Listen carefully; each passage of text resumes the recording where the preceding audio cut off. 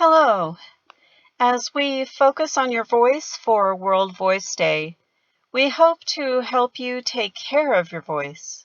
One of the ways I've learned to care for my voice is to discover the details of how it works.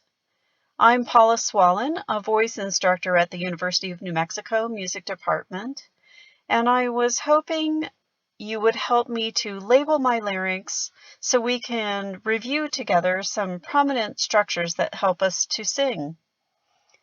The word larynx is the term that we use for the structure at the top of the trachea inside our throat. As you can see from this picture, it sits in our necks between our chest and our chin. Grab your characteristics of my voice worksheet so you can label the parts of your larynx as we go along. In this first image, we're looking at the larynx from the front. At the very top, we have the epiglottis, and its main function is to serve as a valve to keep food and liquid out of the lungs. It closes when we swallow, and it opens when we breathe and sing. Next, we have the hyoid bone. It floats inside our throat, and it's connected to the larynx below and the tongue above. The thyroid cartilage is easy to identify.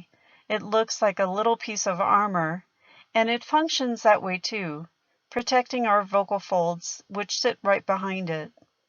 You can feel the front tip of your thyroid cartilage, which we call the Adam's apple. Below that is the cricoid cartilage, and then the rings of the trachea. They're rigid, and like the thyroid cartilage, they work to keep our airway open so we can breathe.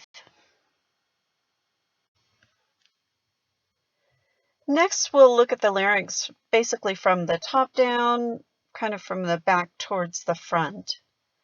At the top of the picture, we see the tongue, and next to that is the epiglottis.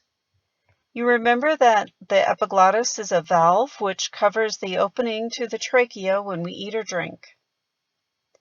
In the middle of the picture are the vocal folds.